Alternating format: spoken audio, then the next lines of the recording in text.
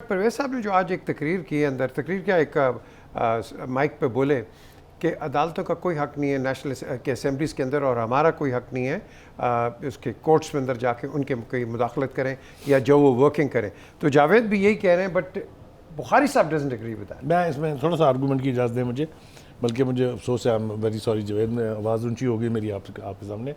गुजारिश ये है कि दोनों सूरतों में, चाहे वो नेशनल असम्बली थी चाहे ये थी, पहले पार्लियामेंटेरियन गए हैं कोर्ट के पास, दोनों ने वहाँ से इंजेक्शन लिया है, वहाँ से ऑर्डर पास हुए हैं कि आप ये इलेक्शन कराएं। सो अगर अदालतों की मुदाखलत भी है तो उसके जिम्मेदार भी हमारे पार्लियामेंटेरियन है। बिल्कुल ठीक।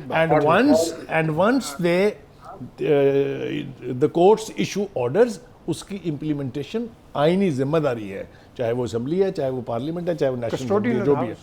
जो बात जावेद कर रहे थे वो मैं उनसे इस हद तक इत्तफाक ज़रूर करता हूँ कि असम्बली का अपना एक मैकेनिज्म होता है, वहाँ सर्जेंट आर्म्स होते हैं, अगर कोई अनरूली सीन्स हैं उसको कंट्रोल करने के स्पीकर के पास पावर्स होती हैं। लेकिन यहाँ अनफॉर्चुनेट सिचुएशन ये थी कि डिप्टी स्पीकर और स्पीकर की ठनी हुई थी।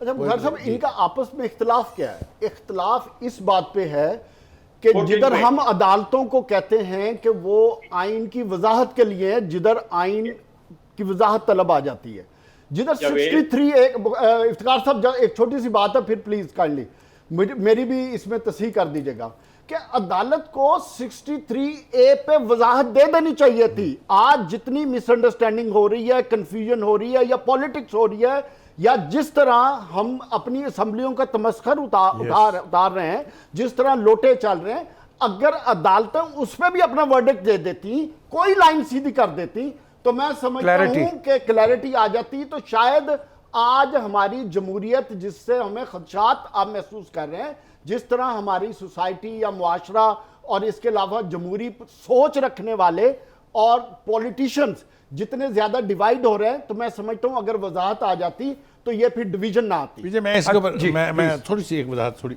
दोनों ही शक्लों में आर्टिकल 63A चैलेंज हुआ है, सुप्रीम कोर्ट के पास पड़ा हुआ है, लेकिन इसके बावजूद सुप्रीम कोर्ट ने भी और लाहौर हाई कोर्ट ने भी ये कहा कि किसी को वोट देने से आप नहीं रोकेंगे।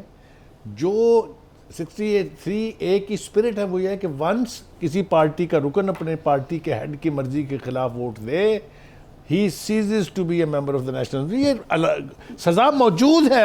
अब इशू वहां पर सुप्रीम कोर्ट में यह है कि वो 5 साल के लिए डिस्क्वालीफाई है या लाइफ के लिए डिस्क्वालीफाई। लेकिन खाली साहब, अगर एक आग लगने वाली है, आग लगने से पहले हमें उस चीज का सद्देबाब करना है या वेट करना चाहिए कि आग लग जाए उसके बाद हम फायर ब्रिगेड लाएंगे? You're an expert on this. Please आप इसकी क्लैरिफिकेशन दें कि आज ये जो तीनों आप बात कर रहे हो, हिस्ट्री के अंदर तो ये कहा जाएगा कि नेशनल असेंबली के इलेक्शन सुप्रीम कोर्ट ने कराए और पंजाब असेंबली के इलेक्शंस हाई कोर्ट ने कराए। Will it not go into history? So what do we do ahead? आगे क्या करें हम?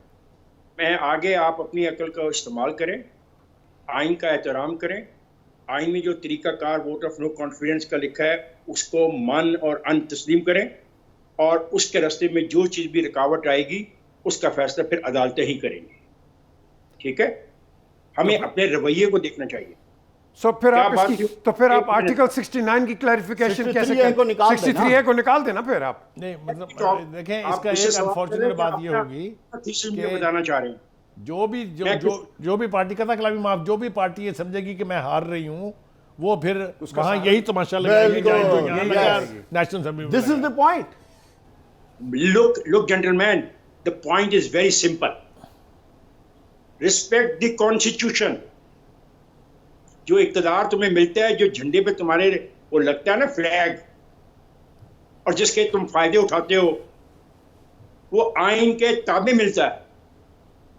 और आइन में इख्तलाफ जब पैदा हो जाए किसी की पोजीशन के बारे में, तो आइन ने लिखा है कि उसको हटाने का तरीकाकार क्या है, और जब उस तरीक़ेकार के रास्ते में आप रुकावट बनेंगे तो फिर यही होगा कि अदालतें मुदाखलत करेंगी। ये नहीं हो सकता कि आप कह दें कि हम अपनी मनमानी करेंगे, चूंकि हम असेंबली के रुकन हैं तो हम अपनी मनमानी करेंगे। ऐसा नहीं हो सकता। अगर ऐसा होगा तो फिर ये फसाद बढ़ जाएगा। लेकिन इतना अगर ये इफ्तिखार साहब, simple- एक सेकंड, इफ्तिखार साहब, ये एक सेकंड। आपकी बात in theory is absolutely great. ये आपकी हर सेकंड। हुकूमत एसआरओ पे, पीसीओ पे और आके ठीक है, मैं ऑर्डिनेंसेस हर- पे चलाते हैं। फलसफा सुनने के लिए नहीं बैठा। I am talking about the events which are taking place in my country nowadays. Okay, what was in the past, what will come into the future, I am not concern with it. क्यों जावेद? ये बात नहीं हो सकती कि हम फसाद को इतना वसी कर दें कि फर्ज करें अगर कौमी असेंबली में ये फैसला ना आया हो तो वहां पे फसाद हो जाता, झगड़ा हो जाता, अगले दिन असेंबली फिर मीट करती, फिर झगड़ा हो जाता, उससे अगले दिन असेंबली फिर मीट करती या असेंबली मीट ही ना करती और स्पीकर अपनी मर्जी के मुताबिक अनगला उतना ही एक फैसला कर जाता, गैर मुइन अरसे के लिए असेंबली को सस्पेंड कर देता, फिर क्या करते? बच्चों की तादाद जो है ये कभी भी ट्रांसलेट नहीं होती इन टर्म ऑफ वोट और एट द बैलेट।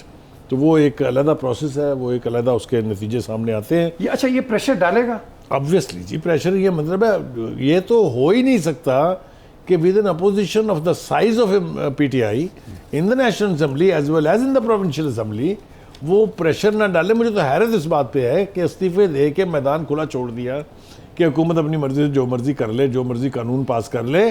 मेरे ख्याल से उनको रहना चाहिए था वहाँ, और इतनी तादाद में जो अपोजिशन होगी वो हुकूमत से ज़्यादा स्ट्रांग होती है हमेशा। ये आप सबने देखा होगा, आपने देखा ब्रिटिश पार्लियामेंट में क्या होता है। Very true. सो मैं फिर कहूँगा कि मैदान नहीं छोड़ना चाहिए था। अंदर इनसाइड एंड आउटसाइड का प्रेशर, अगर दोनों प्रेशर होते तो जावेद आप खुद बिल्कुल सोचिए ठीक क्या बात। होता। लेकिन जावेद, एक और जो चीज़ है, मैं भी इफ्तिखार साहब पे जाता हूँ कि एक हफ्ता छोड़ने के बाद ये जो प्रेशर शो आपने दिखा दिया है। देखिए, मैं एक बात पहले भी की थी कि हर पॉलिटिकल पार्टी की अपनी स्ट्रेंथ होती है, अपनी स्ट्रेटजी होती है और वो उसके मुताबिक ही अपनी मुस्तकबिल की पॉलिसी को वज़ा करके अपने टारगेट अचीव करते हैं। और नो कॉन्फिडेंस मूव के बाद मैं समझता हूँ कि अभी शुरुआत है। जिस इमरान खान को हम जानते हैं और जिस इमरान खान को दुनिया जानती है, वो एक ज़िद्दी आदमी है और अनापरस्त आदमी है और वो अपनी अना और जिद में हर चीज को भूल जाते हैं। सर, वो जिद्दी अब वो उनकी कौन है? एक सेकंड ना, वो भी जिद्दी हैं। बदकिस्मती कह लें या खुशकिस्मती कह लें इमरान खान की कि उस जिद और अना में जो वो बयानियां लेकर चल रहे हैं, तो वो बयानियां उनका तकवीत पकड़ता जा रहा है। अच्छा, उसमें खूबसूरती क्या है कि Imran Khan has nothing to lose और इस वक्त जिस जगह पे बैठे हैं, he is not vulnerable for anything, क्योंकि अब अपोजिशन में है, जो कुछ लूज करना है इक्तदार ने लूज करना है।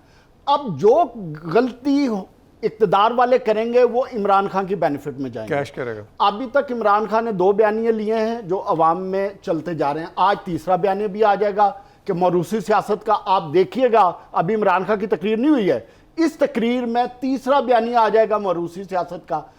ये आप इसको जो भी रंग दे लें, इमरान खान का रंग और उसकी सियासत आने वाले वक्त में मुझे पाकिस्तान के पॉलिटिकल सीन पर और तेज़ और गंभीर होती नज़र आ रही है, जिससे पाकिस्तान की सियासत में हलचल रहेगी। और अगर मैं इनके बयानात को देखूं तो बार बार एक पॉइंट पे बात कर रहे हैं कि हम आपसे प्यार से रिक्वेस्ट कर रहे हैं कि आप इलेक्शन करवा लें, वरना हमारे पास और ऑप्शन है। तो कहने की बात यह है, Imran in Khan between the lines, in between the line, जो इमरान खान कहता था कि जब मैं सड़कों पर आऊंगा तो मैं और खतरनाक हो जाऊंगा, तो अब वो खतरनाक की तरफ जा रहे क्यों हैं। जी इफ्तिखार साहब, फिर कितने खतरनाक हैं? और उसके अलावा ये एक जावेद एक इंडिकेटर भी थोड़ा सा दिया था, ये इंडिकेटर क्या ब्लिंक कर रहा है कि नहीं इस वक्त?